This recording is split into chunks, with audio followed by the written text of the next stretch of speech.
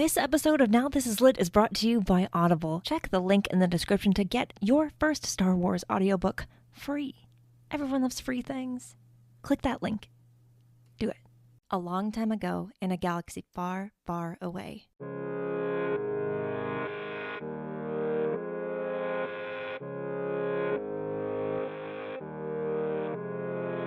You're listening to Now This Is Lit, a podcast about Star Wars books, the people who make them, and the readers who just can't get enough of them. I'm your host, Meg Dowell. I use she, her pronouns, and it is new Star Wars Book Week, and I'm very excited to celebrate it with all of you. This is a spoiler-free review, so don't worry about listening to this if you haven't read the book yet, because a lot of people have not read the book yet. So no spoilers. And I hope you enjoy this review as much as you're going to enjoy the book anyway.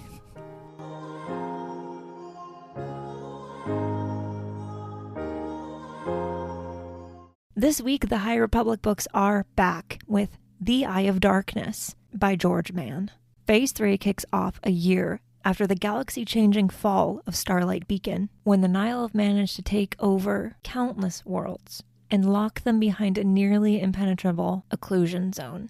Behind this storm wall, there are Jedi fighting their hardest to get messages back to the Republic. It's dangerous out there among the NTIL, and lost heroes such as Avar Kriss will stop at nothing to weaken the NTIL's hold on the galaxy, world by world.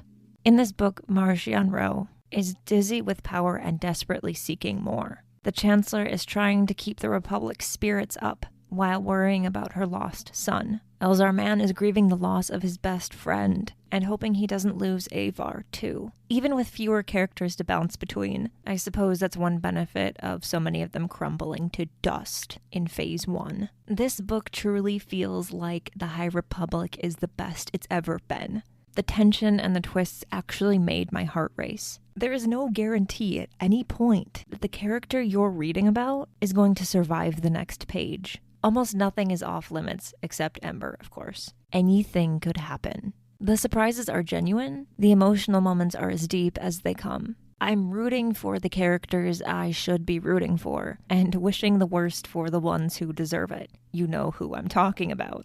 It's been helpful to stay up to date with the latest High Republic comics as well, because even though you don't need to read them to understand and appreciate this book, the comics have added context to what I'm reading that has made me enjoy it even more than I would have if I hadn't read them. The Eye of Darkness makes you believe that Jedi could lose to the NTIL at any moment. Again, that makes it a really intense page-turner. The NTIL continue to push boundaries, literally, and do things the Jedi won't expect. And that's frustrating in the best way possible, because it forces you to wonder how the Jedi are going to get out of every situation differently than they have before. And once again, the book is specifically written so that you could read it as your first entry into the High Republic ever, and you would be able to pick up on everything you needed to know. I love that about these books. The barrier to entry is low on purpose, inviting more readers into the celebration. You will love this book if you're looking for a story that makes you hold your breath, fear for lovable characters' lives, and leaves you wanting more without ending in an unsatisfying way. It sets up what's to come next, but it's a self-contained story that will make you glad you gave it a chance. What surprised me most about this book is how comforting it was to be back with characters we got to know in Phase 1. I love the High Republic, but I struggled to feel attached to many Phase 1 characters back when this was all new and coming at us pretty fast and heavy. Pointing to Elzar and Avar's relationship specifically, I was never really into it before. I'm not entirely sure why yet. I'm still processing, but I stand hard for these two now. Will they reunite? Will they finally be able to tell each other how they feel to their faces? There's only one way to find out, and that's to read the book. So you can probably gather from this review that I am more excited than I've ever been for the next book in the series. It's going to be a long wait until January. The Eye of Darkness proves that whatever the Luminous team has planned for the rest of these stories, it's going to be some of the best Star Wars we've ever seen, read, listened to, whatever.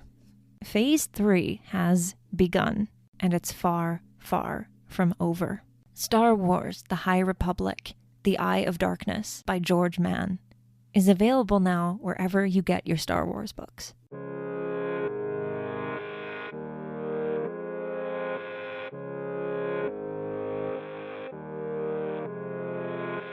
Now This Is Lit is part of the Faraway Fandom Network. It is produced by Devor Mondum and written, hosted, and edited by me. Jose Jimenez designed our podcast art. You can keep up with the show on our Substack at starwarslitpod.substack.com and find the show wherever you get your podcasts. If you want to support the show, you can click our Audible link in the description to start your free trial and get one free book. That's fun. You can also get this book and others through our bookshop.org affiliate links if you want to both support us and your local independent bookstores at the same time. The Substack and everything on it is free and always will be. Right now there is not any exclusive content there, but you can subscribe for some dollars if you want to support the show and all the things associated. And exclusive content will be coming, and it's going to be very exciting. We're almost to the end of the year, and we have so much planned for 2024. You're not ready, and neither am I, but we're going to go on this journey together, and it's going to be so fun. But there are plenty of episodes between now and then, and I think you're really going to enjoy them. So if you're not already subscribed and you're still listening to the credits, follow the show so you don't miss what's coming next. For more book reviews and Star Wars Book Celebration, follow Star Wars Book Reviews on Instagram and TikTok.